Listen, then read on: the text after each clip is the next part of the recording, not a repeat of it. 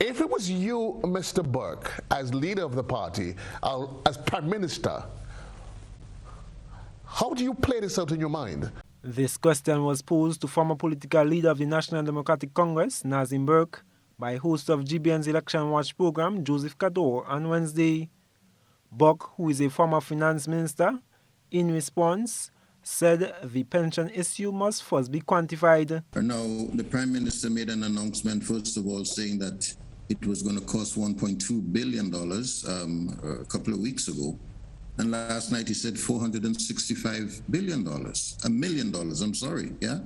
I don't know if next week he's going to say 270. He reiterated the magnitude of the pension payment must be determined, taking into consideration the categories and number of workers affected. So once you know who we are talking about, who are the persons, how many persons are affected, and what are the entitlements, yeah? Then, of course, we can begin the question of discussing how to pay them. The former finance minister welcomes the 3-month period, which he hopes a secretariat or office can be installed to verify and calculate the numbers. If we know who is owed, and we can set up a system within the ministry or elsewhere, or secretariat or elsewhere, where people would know exactly that they can log into some kind of a portal, they can identify what the government is saying they owe, they can clarify with the administrators, and everybody knows who is owed what. Burke believes this will begin the solution as negotiations on how government will pay following the module developed.